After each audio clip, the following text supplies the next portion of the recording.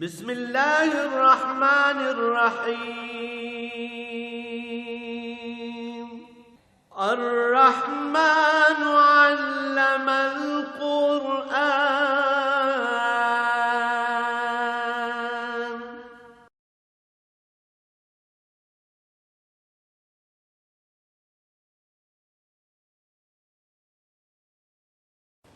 الحمد للہ رب العالمین والصلاة والسلام علی حبیبہ محمد وآلہ وصحبہ اجمعین. اعوذ باللہ من الشیطان الرجیم. بسم اللہ الرحمن الرحیم. ھذان خصمان اختصموا فی ربہم فالذین کفروا قطعت لهم ثیاب من نار یصب من فوق رؤوسہم الحمیم یصہر بہ ما فی بطونہم والجلود ولہم مقامع من حدید کلما ارادوا ان یخرجوا منها من غم اعیدوا فیہا وذوقوا عذاب الحریق. اللہم سبحانک لا علم لنا الا ما علمتنا انک انت العلیم الحکیم. مولاي صل وسلم دائما ابدا علی حبیبک خیر الخلق کلہم.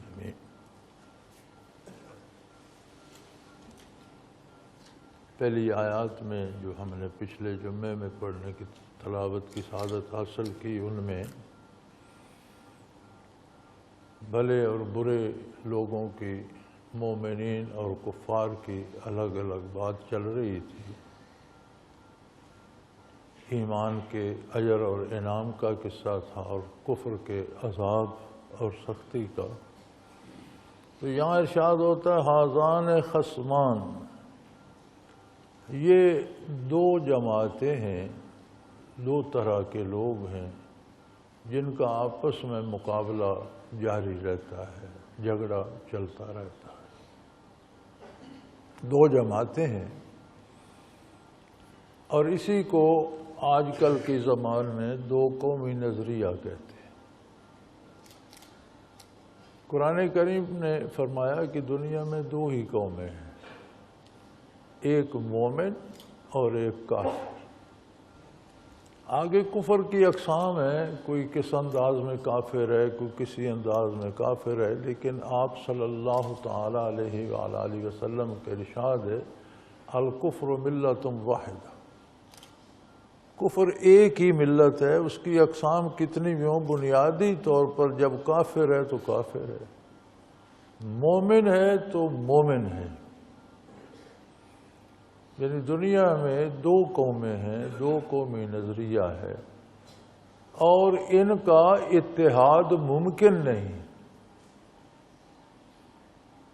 امن سے رہنا ممکن ہے، ایک دوسرے کی حدود و قیود کا احساس رکھنا ممکن ہے، ایک دوسرے کے جان مال آبرو کا احساس رکھنا یہ ممکن ہے، لیکن نظریاتی طور پر ایک ہو جانا یہ ممکن نہیں.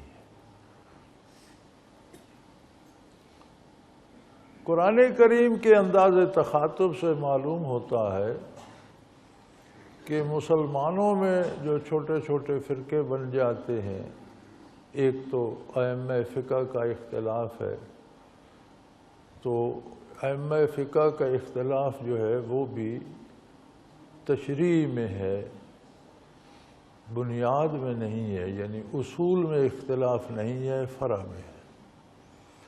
اور فروعات کا اختلاف جو ہے وہ باعث برکت ہوتا ہے کہ ایک بات کے اگر 4-5 پہلو ہیں تو سارے پہلو واضح ہو جاتے ہیں. ایک طبقے نے ایک پہلو پہ عمل کر لیا، دوسرے نے دوسرے انداز سے، تیسرے نے تیسرے انداز.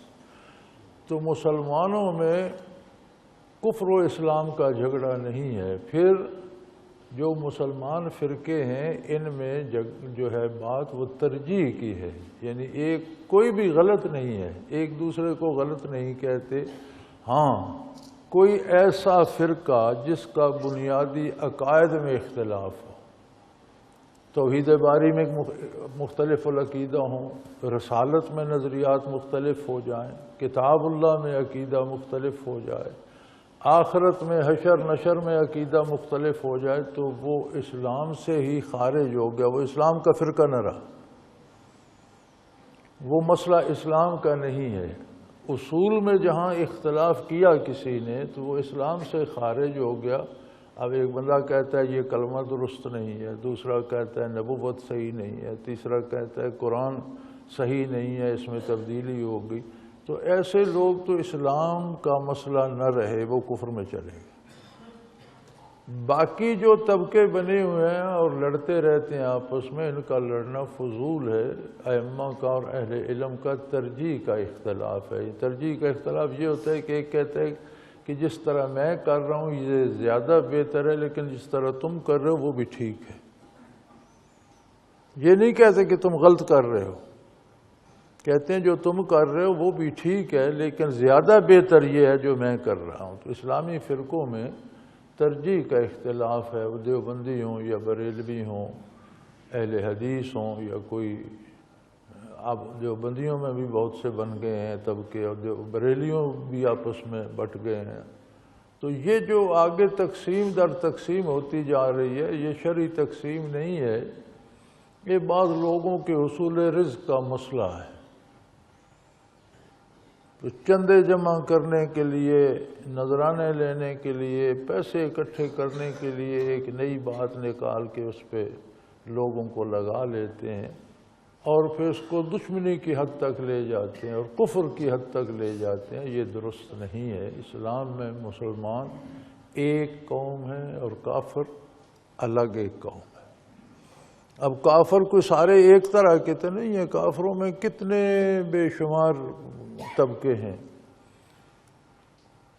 بنیادی طور پر حاذان خصمان، یہ دو قومیں ہیں جن کا جھگڑا چلتا رہتا ہے۔ کافر اللہ کو، اللہ کے نبی، اللہ کی کتاب، آخرت کو نہیں مانتے، مسلمان اس کا دامن چھوڑتے نہیں، لہذا یہ ان نظریات میں کبھی متحد و متفق نہیں ہوتے۔ جھگڑے سے مراد یہ نہیں ہے کہ ایک دوسرے کو ڈنڈے مارتے رہیں۔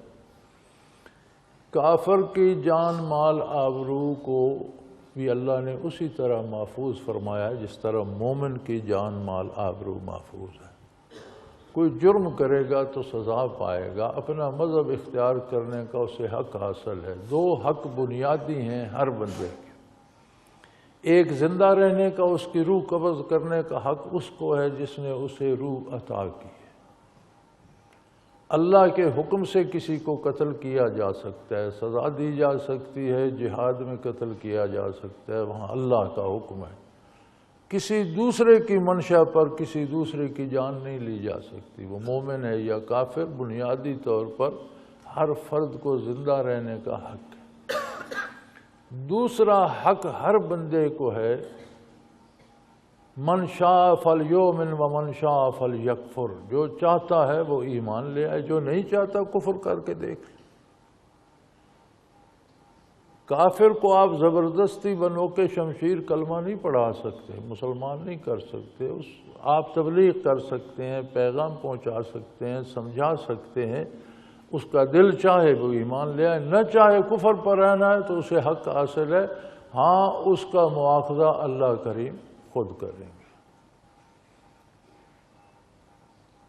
شاید یہ باتیں ہماری سمجھ میں نہ آئیں، چونکہ ہماری بندوق سے تو آج نہ کوئی مرد محفوظ ہے، نہ عورت، نہ بچہ، نہ بوڑھا، نہ مومن، نہ کافر۔ مساجد میں دھماکے ہو رہے ہیں اور قتل عام ہو رہا ہے، اور کوئی کسی کو فکر نہیں ہے۔ ذمہ داران جو ہیں انہیں کوئی فکر نہیں ہے، ہر کوئی اپنی جان کی فکر کر رہا ہے، دوسرے کی یا دوسرے کی عزت و آبرو یا جان مال کی۔ جس ملک میں حکمرانوں کو اپنی جان کے لالے پڑے ہوں اور گھسیٹ کر ہر ایک کو اپنی حفاظت پہ لگا رہے ہیں، وہ عوام کو اور رعیت کو اور دوسروں کو کیا پوچھیں گے؟ یہ ہماری بدقسمتی ہے۔ تو فرمایا یہ دو جماعتیں ہیں جن کی بحث آپس میں جاری رہتی ہے۔ کس بات پہ لڑتے ہیں اللہ کریم؟ فرمایا اختصموا فی ربہم، یہ ذات باری کے بارے میں لڑتے رہتے ہیں۔ مومن کہتے ہیں کہ اس کے سوا کوئی عبادت کے لائق نہیں، کافروں نے بے شمار معبود بنا رکھے ہیں۔ تو یہ جھگڑا ان کا پروردگار کی ذات میں ہوتا ہے۔ مومن کا ایمان ہے مجھے رکھنا، مارنا، صحت، بیماری، روزی، اولاد، جو بھی دنیا کی نعمت دینی ہے اس واحد لا شریک نے دینی ہے۔ کافر کی امیدیں پروردگار عالم کو چھوڑ کر بتوں سے اور اپنے گھڑے ہوئے معبودان باطلہ سے جڑی ہوتی ہیں۔ لیکن یاد رہے کفر کا انجام کیا ہوگا۔ یہاں فرمایا ہے کہ اصل جھگڑا مومن اور کافر میں اللہ کی ربوبیت پر ہے۔ نختصموا فی ربہم، اپنے پروردگار کے بارے جھگڑتے ہیں۔ ایمان یہ ہے کہ سب کچھ اللہ کی طرف سے ہوتا ہے، وہ قادر ہے، وہ صحت دے تو اس کی نعمت ہے، بیماری دے دے تو وہ دے سکتا ہے، امیر بنا دے تو وہ قادر ہے، فقیر رکھے تو وہ قادر ہے۔ کافر کا یہ ایمان نہیں ہوتا۔ کافر کا ایمان یہ ہوتا ہے کہ یہ کرو تو وہ مل جائے گا، وہ کرو تو وہ مل جائے گا، اس مندر پہ چڑھاوا چڑھاؤ تو اتنے پیسے زیادہ آ جائیں گے، فلاں دیوی کی پوجا کرو تو صحت ہو جائے گی، فلاں بت کی پوجا کرو تو اولاد ملے گی۔ وہ اپنی یعنی ربوبیت کے معاملے میں شاید ذات باری کے معاملے کی بات ہے تو کافر بھی کہہ دے اللہ سب سے بڑا ہے، چونکہ عقلاً بھی یہ بات ماننا پڑتی ہے۔ دنیا کو کس نے بنایا؟ کافر کوئی اسباب یا دیوی دیوتا ڈھونڈ لیتے ہیں، سوال پھر آ جاتا ہے کہ ان دیوتاؤں کو کس نے بنایا؟ تو یہ تسلسل چلتا ہے، آخر ایک ہستی ماننی پڑتی ہے جو سب کو بنانے والی ہے اور اسے بنانے والا کوئی نہیں، اپنی ذات سے قائم ہے، یہ عقلاً ماننی پڑتی ہے۔ تو شاید کہیں کافر بھی اللہ کا نام لے لے، لیکن ربوبیت جو ہے اللہ کی جو صفت ہے اس کو نہ مانا تو پھر اللہ کو کیا مانا؟ تو جھگڑا کرتے ہیں ربوبیت باری میں، یعنی کافر اپنی امیدیں غیر اللہ سے وابستہ کر لیتا ہے اور مومن اپنی امیدیں اللہ سے وابستہ کرتا ہے۔ مجھے کوئی بتا رہا تھا کہ شاید فیس بک پہ کسی نے چڑھا دیا، مولوی صاحب نے، کہ رمضان کی ہر طاق رات کو، پتہ نہیں مجھے صحیح یاد نہیں، 21 مرتبہ سورۃ فاتحہ پڑھ لو ہر طاق رات، تو رزق تمہاری طرف اس طرح بھاگے گا جیسے ڈلوان کی طرف پانی آتا ہے۔ اللہ جی، تو اب ہماری کرامات ہیں نا کہ ہم اس رمضان کو بھی حصول رزق کا ہی ذریعہ بنا رہے ہیں اور وظائف بھی حصول رزق کے لیے ہیں۔ میرے بھائی، جس نے پیدا کیا ہے وہ جانتا ہے اور اسے پتہ ہے کس کو کتنا دینا ہے۔ مخلوق پیدا کرنے سے پہلے ارشاد نعت نبوی کا مفہوم ہے کہ مخلوق کو پیدا کرنے سے پہلے اللہ کریم نے سب کی روزی، سب کی عمریں، سب کی صحت، بیماری، سب کچھ پہلے تقسیم کر کے، بلکہ آپ کے ارشادات کا مفہوم ہے کہ سیاہی خشک ہو چکی، فیصلہ ہو گیا۔ اب کیا کوئی وظیفہ پڑھ کے اللہ کریم کو مجبور کر سکتا ہے کہ میری روزی بڑھا لو؟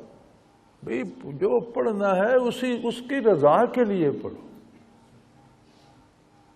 بات اس کی خوشنودی کی ہے، اس کی رضا کے لیے ہے۔ سورہ فاتحہ پڑھو، سارا قرآن مجید پڑھو، کوئی آیت پڑھو، درود شریف پڑھو، کلمہ پڑھو، اس کا نام لو، اسے یاد کرو، سجدے کرو، نمازیں ادا، فرائض ادا کرو، نوافل زیادہ سے زیادہ ادا کرو رمضان شریف میں، کہ نوافل کا ثواب بھی بہت زیادہ ہے۔ تلاوت زیادہ کرو، حضور اکرم ہر رمضان شریف میں زیادہ تلاوت کرتے تھے۔ خیرات زیادہ کرو، نبی کریم صلی اللہ علیہ وسلم ہر رمضان میں آپ ہمیشہ سخاوت فرماتے تھے اور کبھی کسی سائل نے آپ سے نہ نہیں سنی، کسی نے دنیا کا بھی کوئی سوال آپ کی بارگاہ میں کیا اور آپ نے فرمایا نہیں، ایسا نہیں ہوا۔ پوری حیات طیبہ میں کسی سائل کو آپ نے نہ نہیں کہی، لیکن رمضان شریف میں آپ کی سخاوت زوروں پہ ہو جاتی تھی اور لٹایا کرتے تھے۔ تو ساری نعمتیں اتباع رسالت میں ہیں۔ عبادات کو دنیا کا ذریعہ بنانا یہ بہت بری بات ہے۔ دیکھیں، مومن کی عبادات کا مفہوم رضائے الہی ہے۔ کافر جو رسومات ایک مذہب کے نام پہ کرتا ہے، ان سب کا ماحصل بھی دنیا ہے۔ اس لیے ارشاد ہے حضور اکرم صلی اللہ علیہ وسلم کا، اس کا مفہوم ہے کہ کافر کا دین بھی دنیا ہے اور مومن کی دنیا بھی دین ہے، کہ وہ دنیا کے کام بھی آخرت کو مد نظر رکھ کے کرتا ہے، اللہ اور اللہ کے رسول کے احکام کو مد نظر رکھ کے کرتا ہے۔ تو جو دنیا کے کام کرتا ہے وہ بھی اس کا دین بن جاتا ہے۔ دین ہے اللہ کی اطاعت، اور وہ دنیا کے کام بھی اللہ کی اطاعت کے مطابق کرتا ہے۔ تو اللہ ہدایت دے ایسے علماء کو جو مسلمانوں کی عبادات کا ثمرہ بھی دنیا بتا رہے ہیں۔ یہ بڑی زیادتی ہے، یہ نہیں ہونا چاہیے۔ بہرحال جو بندہ اللہ پر، اللہ کی کتاب پر، اللہ کے نبی پر، آخرت پر، فرشتوں پر، حساب کتاب پر، ضروریات دین پر اعتماد رکھتا ہے، وہ ہم سے اختلاف کرتا ہے کرے، لیکن وہ مسلمان ہے۔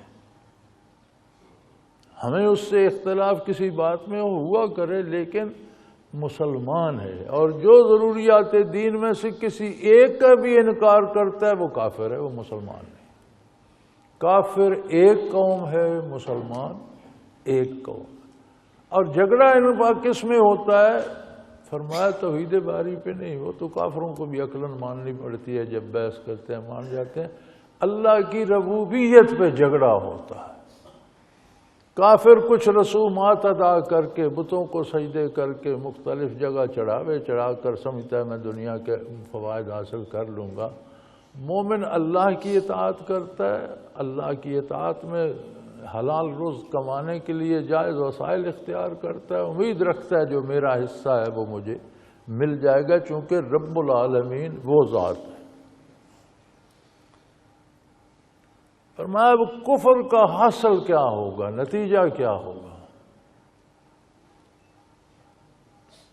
یہاں یہ بھی یاد رکھیں، بعض لوگوں کا خیال ہوتا ہے کہ میں بہت عبادت کرتا ہوں، میں بڑے وظیفے پڑھتا ہوں، میں بڑے سجدے کرتا ہوں، میں بڑے روزے رکھتا ہوں، اب میری دعا قبول ہونی چاہیے، یعنی جو میں مانگوں وہ ہو جائے۔ تو کیا بندہ بندگی کر کے حاکم بن جاتا ہے اللہ پر؟ جو زیادہ بندگی کرتا ہے، یہ زیادہ اللہ اللہ کرتا ہے، وہ اور زیادہ بندہ بن جاتا ہے، حاکم نہیں بن سکتا۔ دعا کرنا بجائے خود عبادت ہے، اور دعا کا اصل مزہ جو ہے وہ یہ ہے کہ بندہ اللہ کریم سے گفتگو تو کر لیتا ہے۔ یعنی دعا کا جو اصل مزہ ہے وہ یہ ہے کہ بندہ براہ راست رب العالمین سے اپنی گزارشات تو پیش کر لیتا ہے، درود شریف پڑھتا ہے نبی کریم صلی اللہ علیہ وسلم پر، پھر اپنی گزارشات پیش کرتا ہے، پھر درود پڑھتا ہے۔ اللہ اس کے مانگنے سے بھی اس پر راضی ہوتا ہے۔ جب اللہ کی رضا ملتی ہے تو اس کے مقابلے میں دال روٹی ملے یا نہ ملے اس کی حیثیت کیا ہے؟ تو زیادہ اطاعت کر کے، زیادہ عبادت کر کے بندہ حاکم نہیں بنتا، مزید بندہ بن جاتا ہے، اسے اور اللہ کی معرفت نصیب ہوتی ہے، اس پر اور عظمت الہی پیدا ہوتی ہے، اور زیادہ اللہ کا ڈرنے والا بندہ بن جاتا ہے۔ رہے کافر، فرمایا جس راستے پہ وہ گامزن ہیں، آخرت میں ان کے لیے قطعت لہم ثیاب من نار فالذین کفروا، کافروں کی بات کرتے ہو تو سن لو، قطعت لہم ثیاب من نار، ان کے لباس دوزخ کی آگ سے بنائے جائیں۔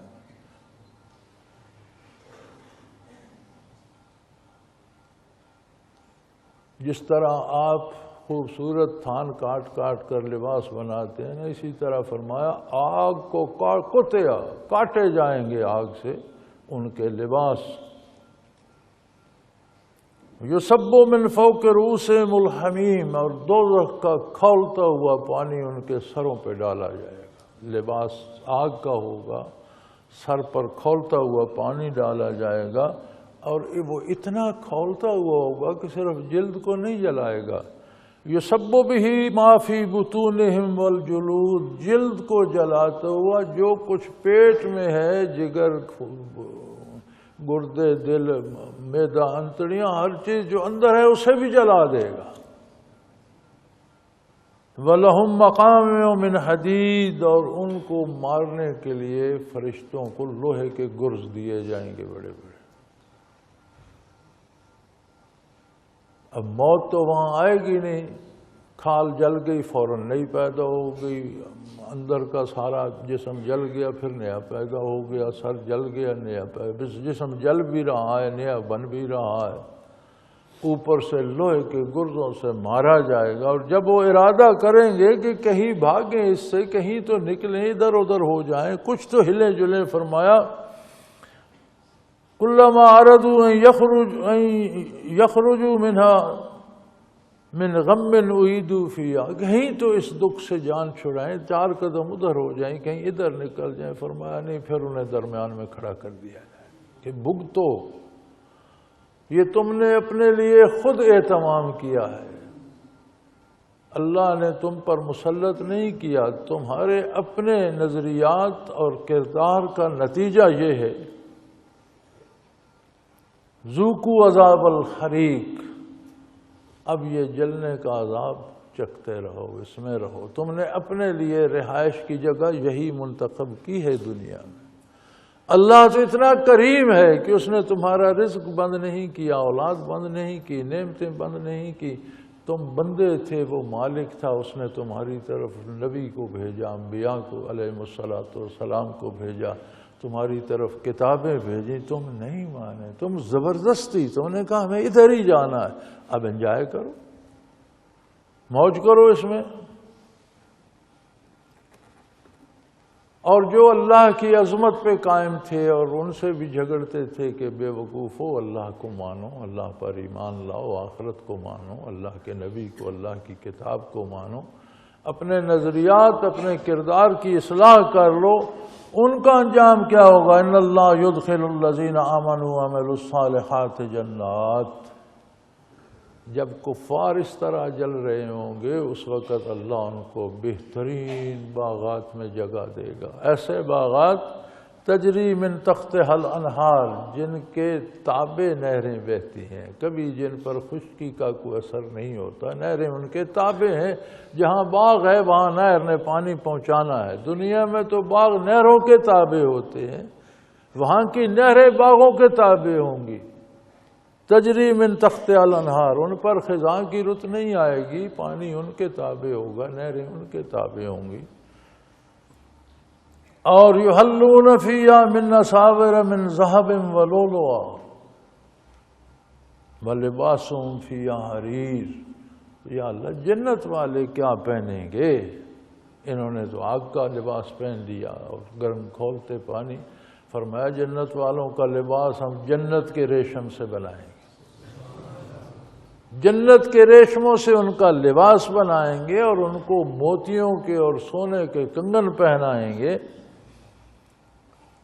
وَهُدُوا إِلَى الطَّيِّبِ مِنَ الْقَوْلِ، اس لیے کہ یہ وہ لوگ ہیں جنہیں سب سے پاکیزہ قول کی ہدایت نصیب ہوئی، جنہیں کلمہ طیبہ نصیب ہوا، جنہوں نے اللہ کی توحید اور اللہ کے انبیاء کی رسالت کا اقرار کیا، جو اللہ کے احکام کو بجا لائے. وَهُدُوا إِلَى صِرَاطِ الْحَمِيدِ، اور انہیں اس بہترین تعریف کیے گئے خوبصورت راستے کی طرف رہنمائی فرمائی گئی. انہیں اس کی ہدایت، یعنی جو جنت والے نعمتیں پا رہے ہیں یہ اس راستے پر چلے اور اس گھر میں پہنچ گئے. جو دوزخ والے عذاب پا رہے ہیں انہوں نے اپنے لیے وہ راستہ چنا. انبیاء بتاتے رہے، اللہ کی کتابیں بتاتی رہیں، ان تک بات پہنچتی رہی، لیکن انہوں نے اپنے لیے وہ اپنی منزل پر پہنچ گئے، یہ اپنی منزل پر پہنچ گئے. ان الذین کفروا یصدون عن سبیل اللہ. فرمایا مومن اور کافر میں یہ فرق ہے کہ کافر اللہ کی راہ سے روکتا ہے، یعنی کافر کی سوچ اور فکر، کافر کی تعلیمات، کافر کی تصنیفات، کافر کا لین دین، کافر کے معاملات، کافر کا انداز تخاطب، کافر کا تہذیب اور اس کا کلچر، یہ ساری چیزیں وہ اس طرح بناتا ہے کہ اللہ کی راہ سے روکنے کا سبب بنتی ہے۔ لباس ستر عورت کا حیا کا سبب ہے، وہ بے حیائی کے لیے لباس بناتا ہے۔ بات اچھی کرنی چاہیے اور نیکی کی طرف لانی چاہیے، وہ برائی کی ترغیب دیتا ہے۔ اب ہمیں دیکھنا یہ ہوگا کہ بحیثیت مسلمان کیا ہم اپنی تہذیب پہ قائم ہیں یا کہیں ہم نے بھی کافر کی تہذیب تو نہیں اپنا لی۔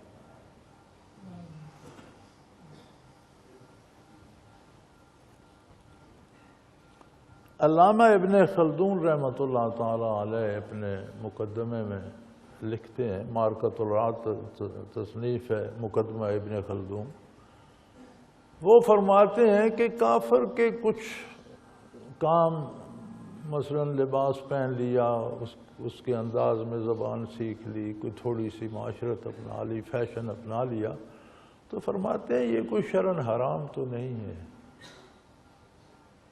لیکن بڑی نازک بات ہے۔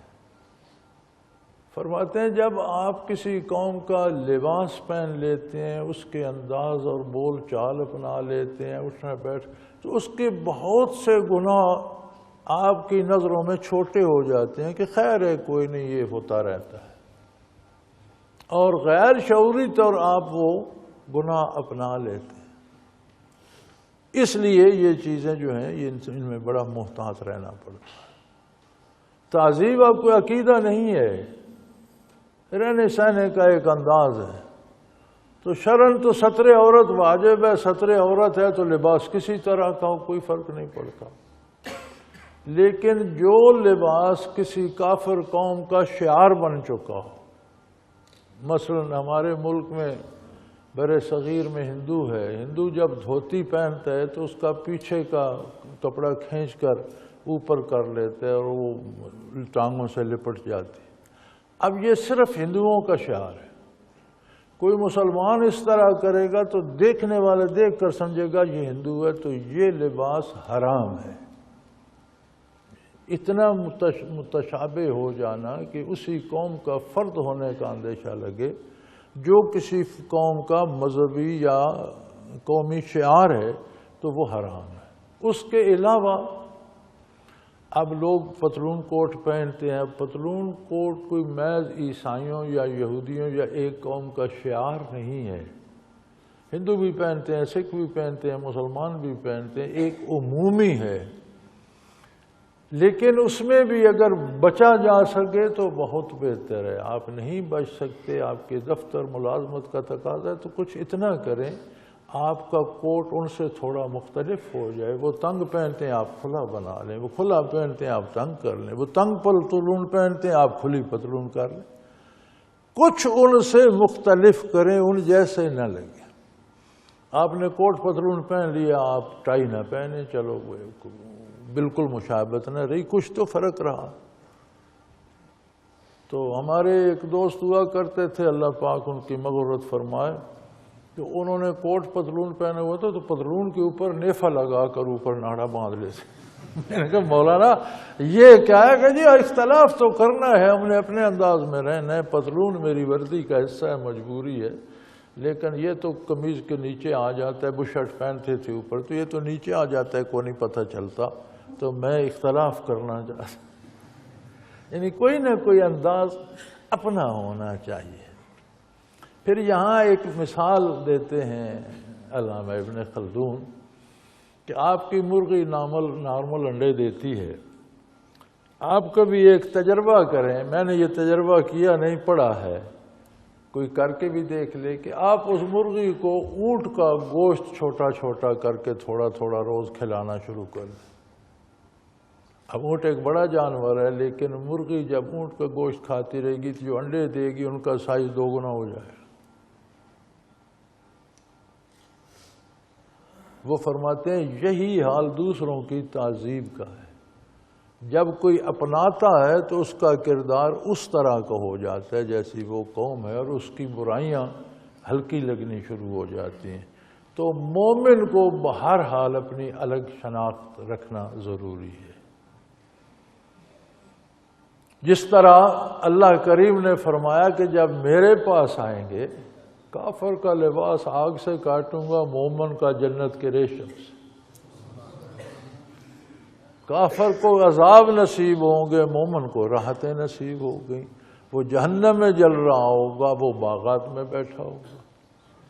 تو اس کا مطلب ہے کہ ہم دنیا میں اپنا تشخص الگ رکھیں گے تب بات بنے گی نا۔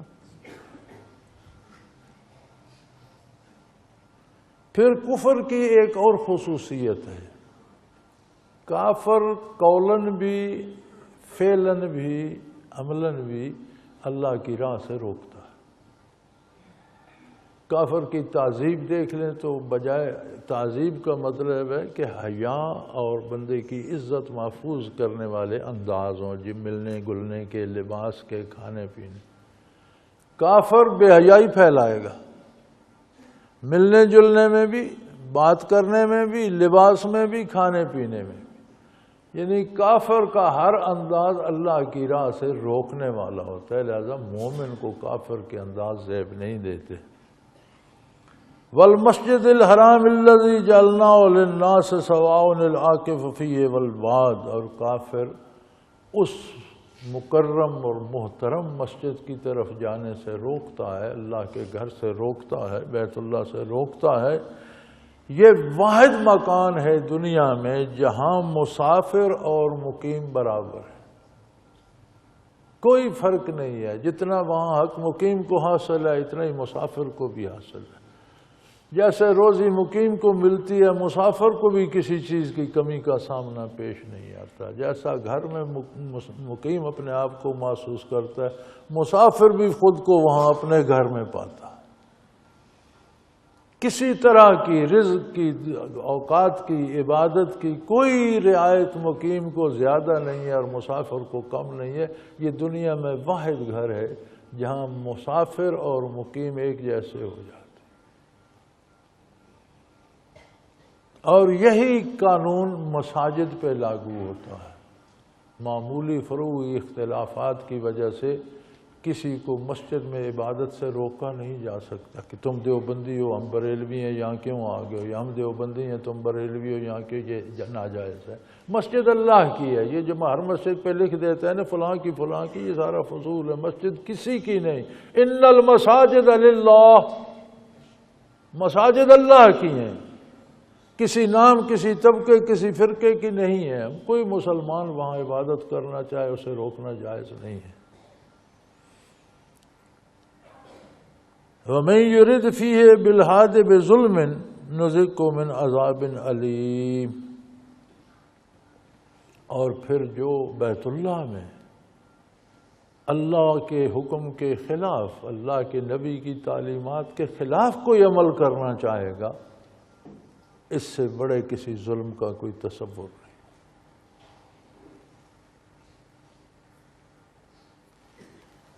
ہماری بدنصیبی یہ ہے کہ ہم دین کو، فرائض کو، سنن و واجبات کو چھوڑ کر رسومات کے پیچھے بھاگنے لگ جائیں۔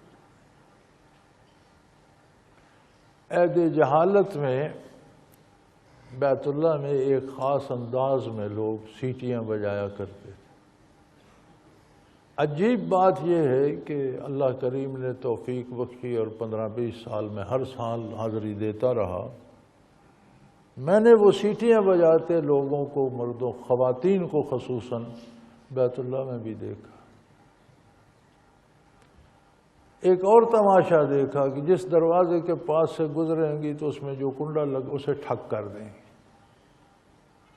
اور ان کی دیکھا دیکھی ہمارے حاجی بھی کر رہے تھے۔ میں نے کہا یار یہ رسومات ہیں، یہ عہد جہالت کی ہیں، اسلام کے آنے سے پہلے کی ہیں۔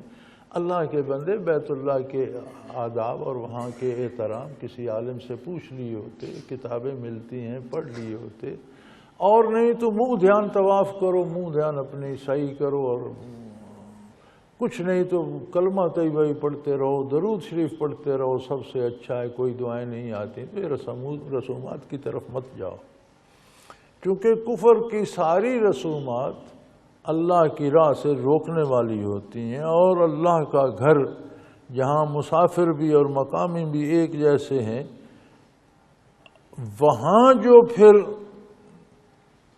برائی کرتا ہے یا اللہ کے حکم کے خلاف کرتا ہے یا رسومات پہ عمل کرتا ہے، اس سے بڑا کوئی ظلم نہیں۔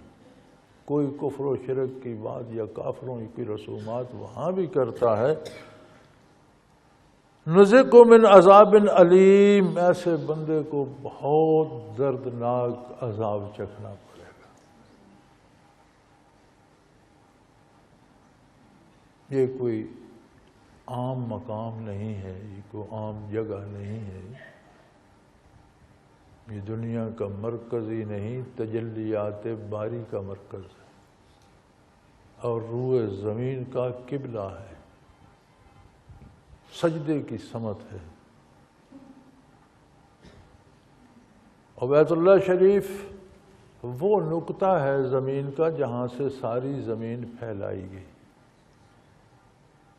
اور اس پر اس طرح کی تجلیات ہوتی ہیں۔ میری ملاقات امریکہ میں ایک پائلٹ سے ہوئی، وہ مصری فوج کا پائلٹ تھا اور فائٹر جہاز کا پائلٹ تھا، اس جنگ میں شریک تھا جس میں مصر نے اسرائیل کو سویز سے بھگا کر پیچھے کیا تھا۔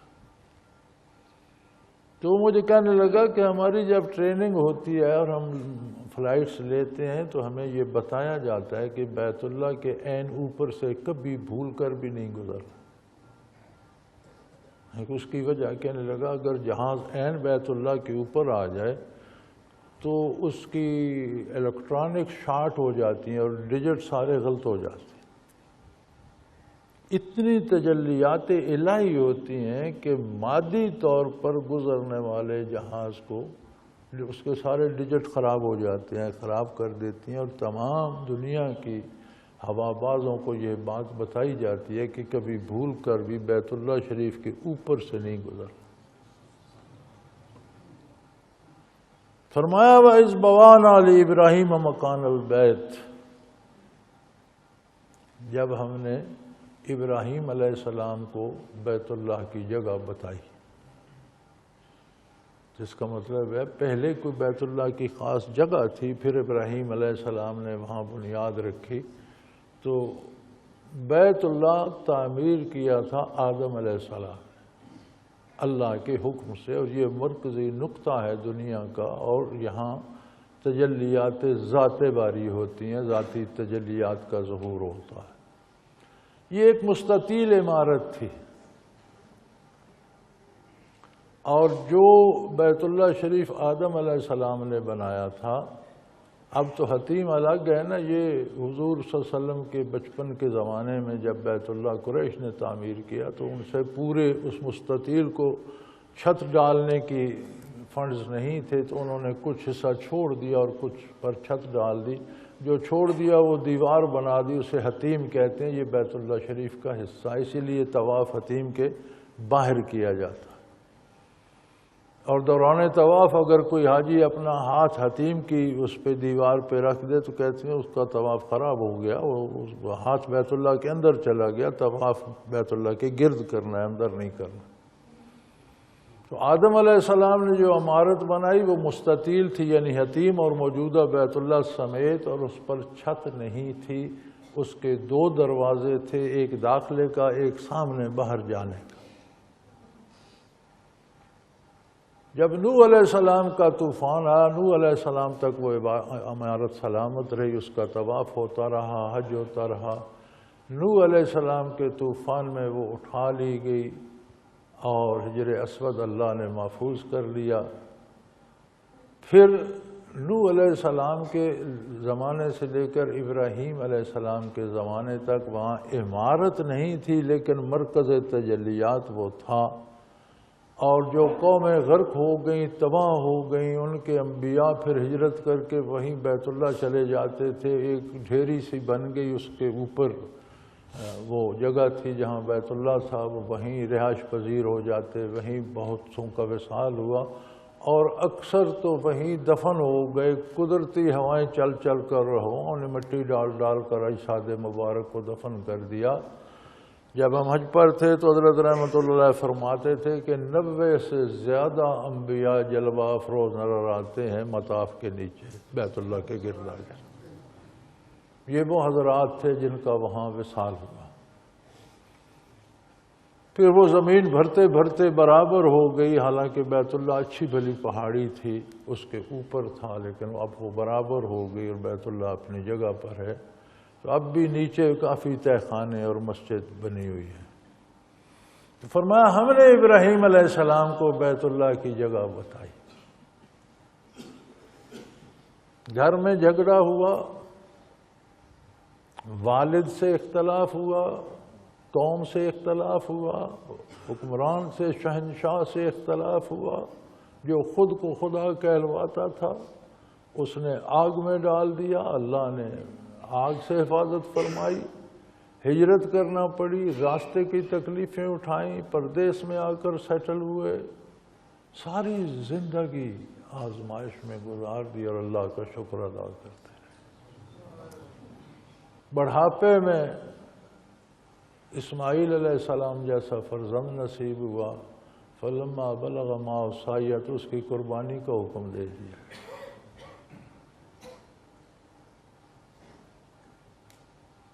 اس عظیم شخص کو، اللہ کے اس عظیم پیغمبر کو علیہ السلام، اللہ فرماتے ہیں ہم نے بیت اللہ کی جگہ بتائی۔ یعنی بیت اللہ کو پانا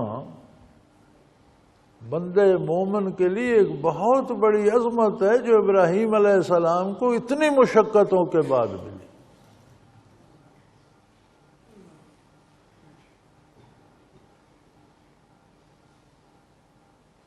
تو جب ہم نے یہ جگہ بتائی، وہ بھی ہجرت کرنا پڑی، معصوم بچہ اور اہلیہ کو وہاں ویرانے میں چھوڑنا پڑا۔ تو فرمایا بنیادی بات یہ بتائی کہ یہ انعام اس بات کا ہے کہ اللہ تشرک بی شیئا، کبھی میری ذات میں یا صفات میں کسی کو شریک کرنے کا خیال بھی نہ ہے۔ لا تشرک بی شیئا، رائی برابر بھی شرک نہ کیا جائے۔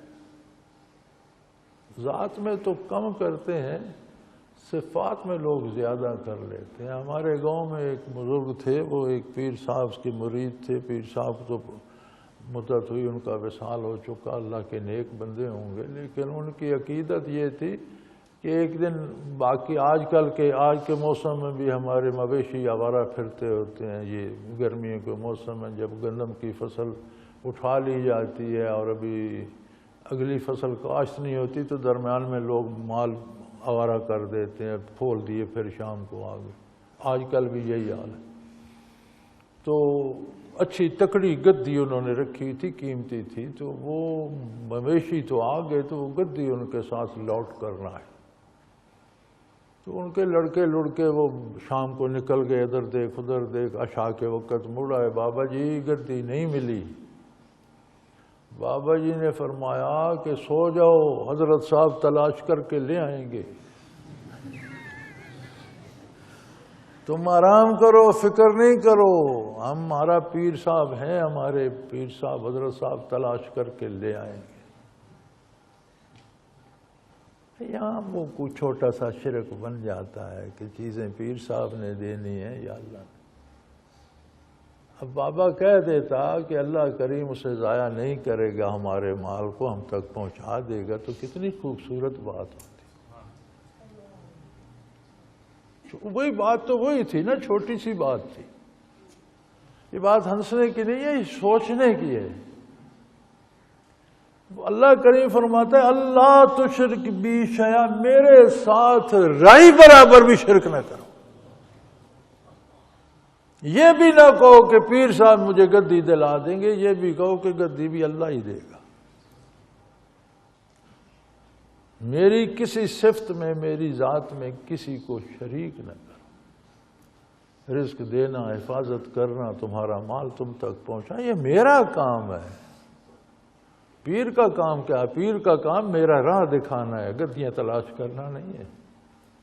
پیر کا کام ہمارے مال کی حفاظت، ہماری جان کی حفاظت نہیں ہے، وہ اللہ کا کام ہے۔ پیر کا کام ہے کہ ہمارے عقیدے میں جو ٹیڑھا پن ہے نکال کے سیدھا کر دے، ہمارے کردار میں جو ٹیڑھا پن ہے اسے نکال کے سیدھا کر دے۔ ورنہ تو پیر سے ہم نے کیا لینا ہے بھائی؟ جو لینا ہے وہ اللہ رب العزت سے لینا ہے۔ پیر سے اللہ کی راہ تلاشنی ہے۔ پیر وہ ہوتا ہے جو خود واصل باللہ ہو اور دوسرے کو وصول حق کی طرف لے جائے۔ روزی پیر نہیں دیتے، پیر تو اکثریت پیروں کی جو ہے سوائے اللہ کے بندوں کے، باقی اکثریت پیروں کی تو خود مانگ کے کھاتی ہے، دوسرے کو کیا دیں گے؟ کبھی مانگنے والا بھی کسی کو کچھ دیتا؟ سو فرمایا پہلی بات اللہ تشرک بھی شیئا، شیئا سے مراد ہے کوئی رائے کم سے کم جس کا تصور کیا جا سکتا ہے وہ بھی قابل قبول ہے۔ دوسری بات وَطَهِّرْ بَيْتِيَ لِلطَّائِفِينَ وَالْقَائِمِينَ وَرُكَّعِ السُّجُودِ، اس میرے گھر کو قیام، رکوع اور سجود کرنے والوں کے لیے ہمیشہ پاک رکھے۔ بیت اللہ کو، مسجد حرام کو ہر قسم کی نجاست، وہ عقیدے کی ہو یا عمل کی، کافر کا داخلہ منع ہے، اس میں عقیدے کی نجاست ہے۔ اسی طرح کوئی ظاہری باطنی کوئی نجاست وہاں نہیں ہونی چاہیے۔ کفار کو تو اللہ ہی سمجھائے، کفار تو کیا سمجھیں گے۔ عمرے کرنے والے حجاج کرام کو یہ سمجھ لینا چاہیے کہ دل میں نجاستیں ہوں تو بیت اللہ جا کر کچھ نہیں ہوتا، نجاستیں صاف کر کے جاؤ۔ رسم نہ بناؤ میں نے سال میں 2 عمرے کر لی اور ویسے کے ویسے رہے۔ سوچوں تک کو صاف کرو، ارادوں تک کو صاف کرو، عمل کی تطہیر کرو اور پھر بیت اللہ میں داخل ہو۔ طہر بیتیا، میرے گھر کو صاف رکھو، یہاں کسی طرح کی کوئی نجاست نہ آنے پائے۔ للطائفین والقائمین ورکع السجود، ان لوگوں کے لیے جو یہاں طواف کریں گے، رکوع کریں گے، سجود۔ اب کوئی چاہتا ہے کہ میرا دل اللہ کا گھر بن جائے، آرزو تو ہر مسلمان کی یہی ہوتی ہے نا کہ میرے دل میں اللہ بس جائے۔ وہ فرماتا ہے اسے پاک رکھو نا۔ کسی کے خلاف دشمنی، بغض، کسی کے خلاف نفرت، کسی کے سے چھین لینے کا کوئی برائی، یہ برائیاں دل سے نکالو نا، اسے پاک کرو۔ اور اس کا علاج بھی دیا، الا بذکر اللہ تطمئن القلوب، دل اللہ کے ذکر سے سکون پاتے۔ یہ بھی بڑی عجیب بات ہے، یہ نہیں کہا کہ دل اللہ کے ذکر سے روشن ہو جاتے ہیں، دل اللہ کے ذکر سے پاک ہو جاتے ہیں، فرمایا سکون پاتے ہیں، اس لیے کہ ہر خرابی، ایک چھوٹا سا کانٹا بھی ہاتھ میں یا پاؤں میں چبھ جائے تو بے قرار نہیں کر دیتا، اسی طرح ہر برائی دل کو بے قرار کر دیتی ہے۔ دل تڑپتے رہتے ہیں، جلتے رہتے ہیں، پریشان ہوتے رہتے ہیں، اور آج جس بندے سے پوچھو کہتا ہے دل بڑا پریشان ہے۔ اسی لیے پریشان ہے کہ اس میں کانٹے چپے ہوئے ہیں، تمہارے ارادوں کے، تمہارے کردار کے، تمہاری خواہشوں کے۔ اللہ فرماتا ہے اسے پاک رکھو، اس میں صرف اللہ ہو، کچھ بھی نہ ہو، سکون پا جائے گا۔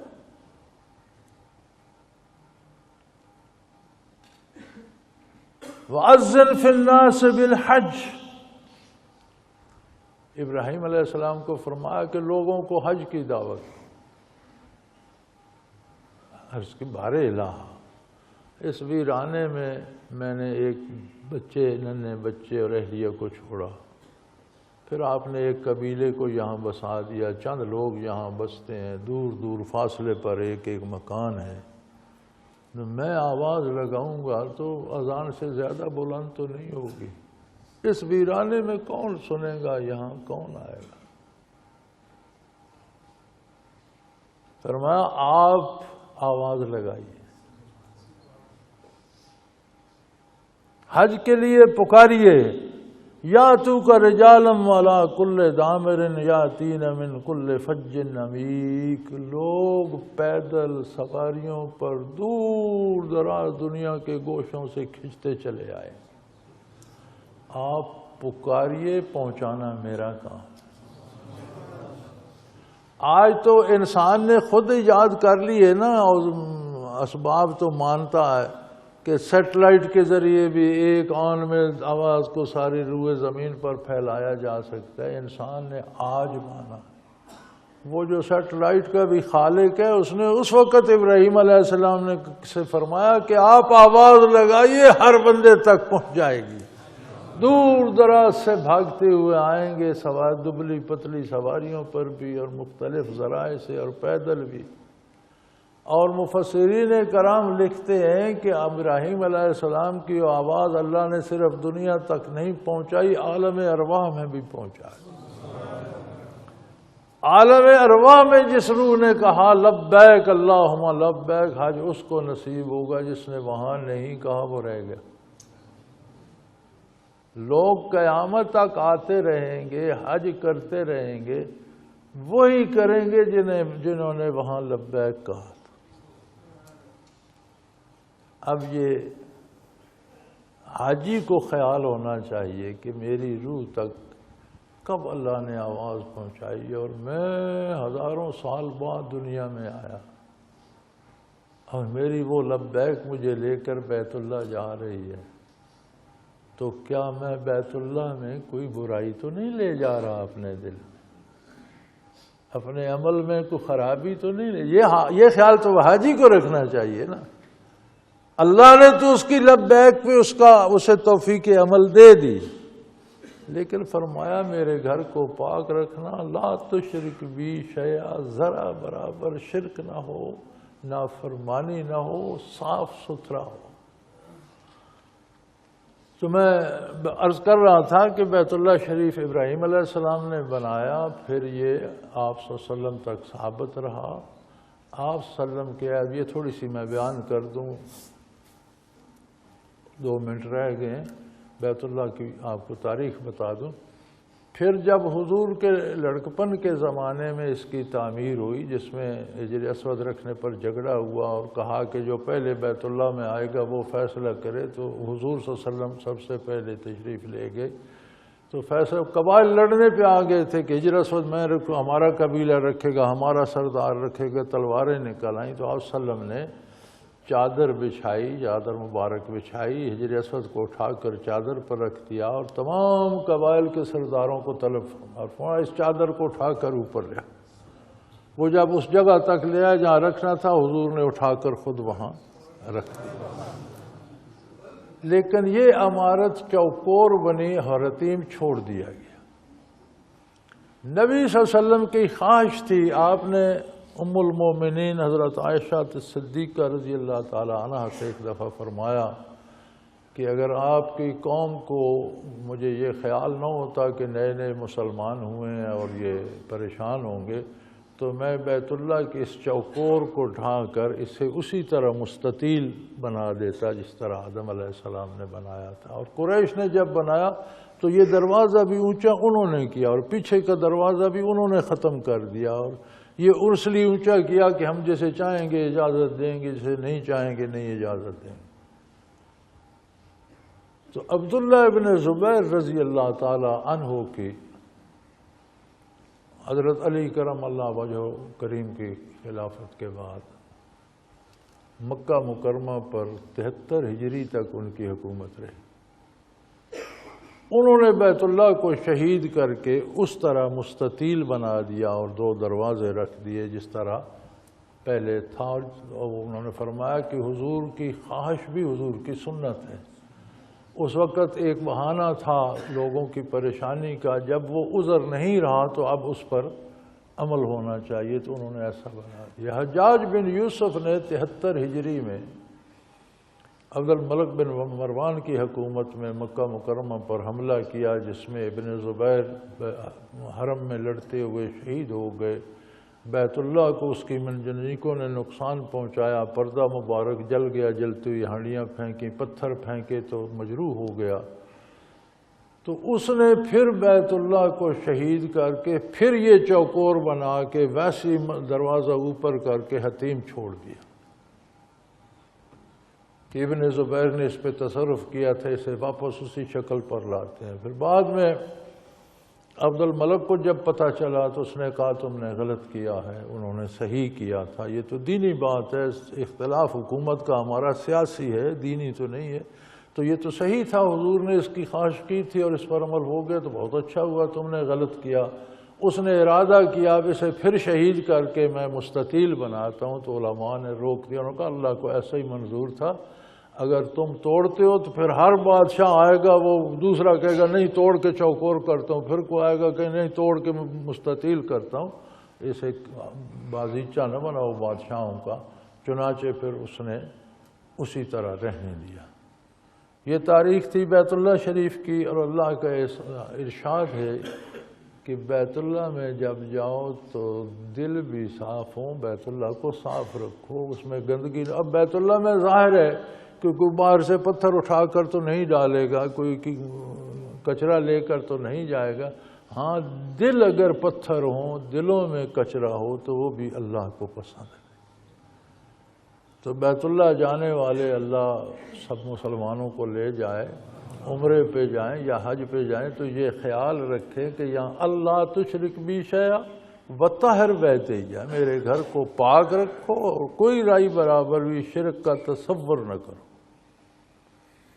چنانچہ ابراہیم علیہ السلام نے آواز لگائی، اللہ نے عالم ارواح تک پہنچا دی زمین پر۔ جو اب تو لوگ مان لیں گے، پہلے تو اعتراض کرتے تھے ساری زمین پر کیسے ساری زمین پر مخلوق پیدا کر سکتا ہے، ان پر آواز نہیں پہنچا سکتا، ساری زمین پر میہ برسا سکتا ہے، ان تک آواز نہیں پہنچا سکتا، کیا بات کرتے ہو بھائی؟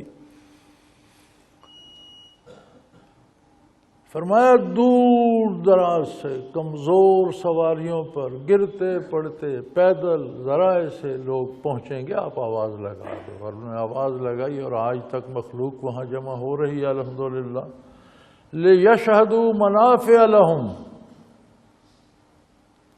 وہ آئیں گے حقیقی منافع پانے کے لیے، یعنی بیت اللہ کی حاضری یہ ہے کہ وہاں سے بندہ آخرت لے کر لوٹے، حقیقی منافع پانے کے لیے۔ یہاں ایک مسئلہ فقہی بھی آ گیا کہ حج پر کوئی جاتا ہے تو کاروبار کرتا ہے تو کیسا ہے؟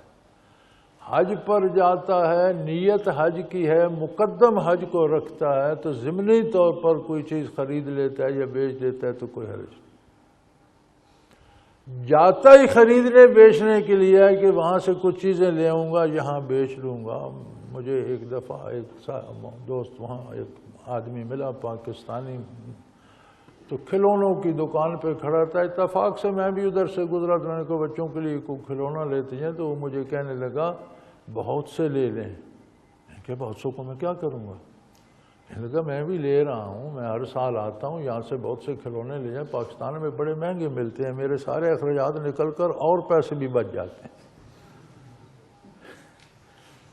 یعنی جانے کا مقصد یہ ہے کہ وہاں سے کچھ چیزیں لے آئیں گے، جو اخراجات ہوں گے وہ بھی، اور ان چیزوں کی قیمت نکال کر منافع بھی ہو جائے گا، تو ایسے میں حج نہیں ہوتا۔ نیت حج کی ہو، مقدم حج ہو، احتیاط ساری حج کی پوری کرے، کوئی چیز پاس ہے وہ بیچ دے یا کوئی خرید لے ضمناً، تو اس کا کوئی حرج نہیں۔ اسی منافع کے تحت علماء نے یہ تفصیل لکھی ہے، لِيَشْهَدُوا مَنَافِعَ لَهُمْ وَيَذْكُرُوا اسْمَ اللَّهِ فِي أَيَّامٍ مَّعْلُومَاتٍ۔ اور اصل بات یہ ہے کہ اللہ کے نام کا ذکر کرتے ہیں ان خاص دنوں میں جو اللہ نے ان کو عطا فرمائے۔ یعنی اللہ کریم کا یہ بھی احسان ہے کہ جب آپ وہاں حاضر ہوتے ہیں تو کتنی آخرت ملتی ہے۔ فرمایا بیت اللہ سے باہر یا ایام حج کے علاوہ جو اللہ کی عبادت کرتے ہو، اللہ کے یہاں ذکر فرمایا وَاذْكُرِ اسْمَ اللَّهِ، یذکر اسم اللہ، اللہ کے نام کا ذکر کرتے۔ کچھ لوگوں کو یہ خلجان ہوتا ہے نا کہ اللہ کے ذاتی نام کے ذکر کا حکم تو قرآن میں نہیں، قرآن تو ذکر کے حکم سے بھرا ہوا ہے، یہاں اس میں ذات کا بھی حکم آ گیا، یذکر اسم اللہ، اللہ کے نام کا ذکر کرتے ہیں، تو فرمایا وہاں ایک دفعہ اللہ کہنا اور باہر 1,00,000 دفعہ اللہ کہنے سے وہ پھر بڑھ جاتا۔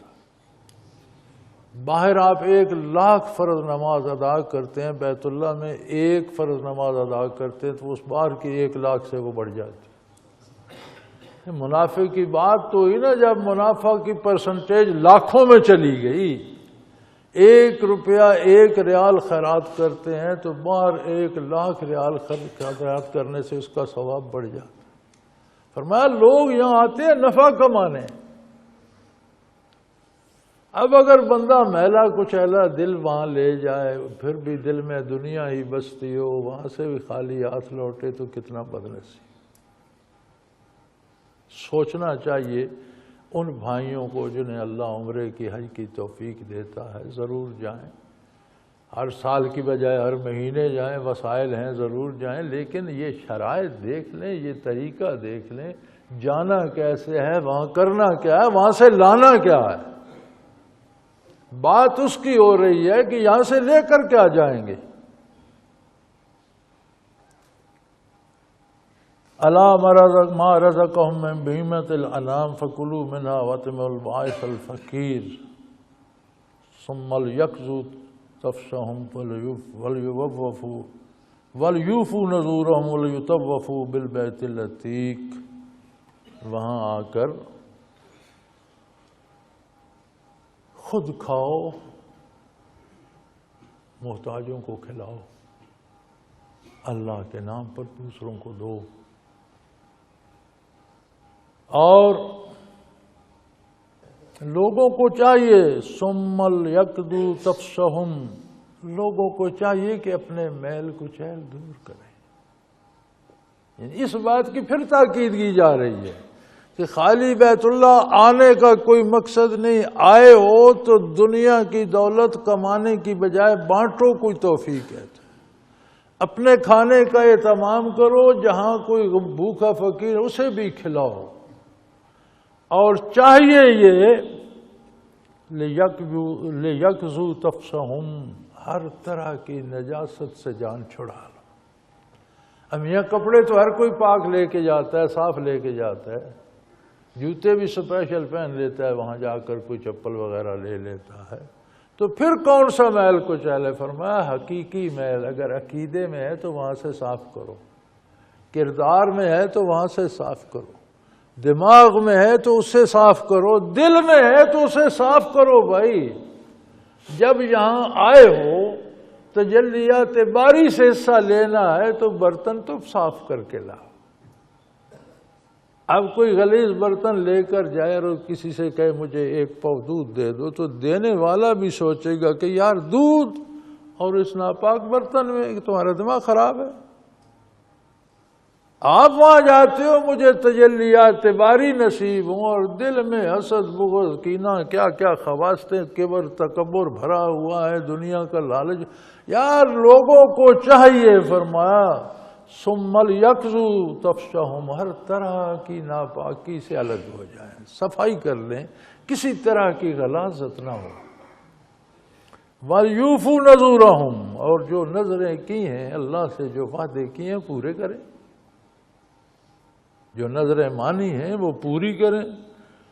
وَلْيَطَوَّفُوا بِالْبَيْتِ الْعَتِيقِ، یہ کر لو تو اب اس گھر کے چکر لگاؤ، دیکھو کیا مزہ آتا ہے۔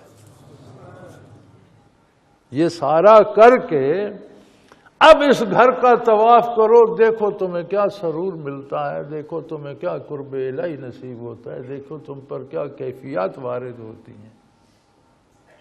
اب ہم باقی سارا کر لیتے ہیں، پہنچ بھی جاتے ہیں، طواف بھی کر لیتے ہیں، لیکن یہ جو نظریے کی خرابی، عقیدے کی خرابی اور کردار کی اور سوچوں کی، اس کی طرف ہماری توجہ ہی نہیں ہوتی۔ ہم نے کبھی سوچا ہی نہیں کہ یار بیت اللہ تو آ گیا، اللہ کے ساتھ میرا عقیدہ کیا ہے، میں اسی کو رب العالمین سمجھتا ہوں یا لوگوں کو حاجت روا سمجھ لیں۔ یا لوگوں کی بڑی موج ہو جاتی ہے سرکاری خرچے پر جا رہے ہیں۔ یہ سرکاری خرچہ کیا ہے؟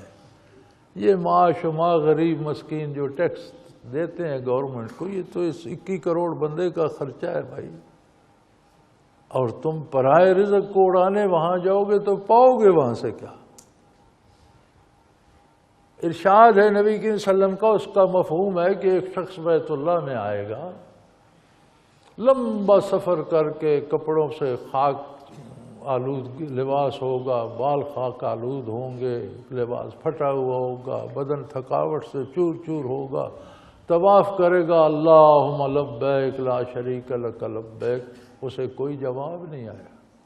عرض کی یا رسول اللہ، اتنی مشکل سے اور اتنے ہیلوں سے وہ پہنچے گا اور اتنے درد سے پکارے گا، فرمایا اس کا لباس حرام کا ہوگا، اس کا کھانا حرام کا ہوگا، اسے کوئی جواب نہیں دیا جائے۔ یہ سرکاری خرچوں پر جانے والوں، یہ پیسے غریبوں کے اور عوام کے ہوتے ہیں، وہاں تمہیں کوئی نہیں پوچھے گا، کوئی جواب پہ پکارتے پھرو لبیک لبیک، جیسے گئے ہو اس سے بدتر ہو کر واپس آ جاؤ گے۔ جو کبر جاتے وقت تھا، آؤ گے تو 10 گنا 100 گنا لاکھ گنا بڑھ چکا ہوگا۔ اپنی محنت کی حلال کمائی سے جاؤ۔ اچھا مزے کی بات یہ، جن پر حج فرض نہیں ہے انہیں شوق ہے حج پر جانے کا، جن پر فرض ہے انہیں فرصت ہی نہیں ہے، اکثریت وہ ہے۔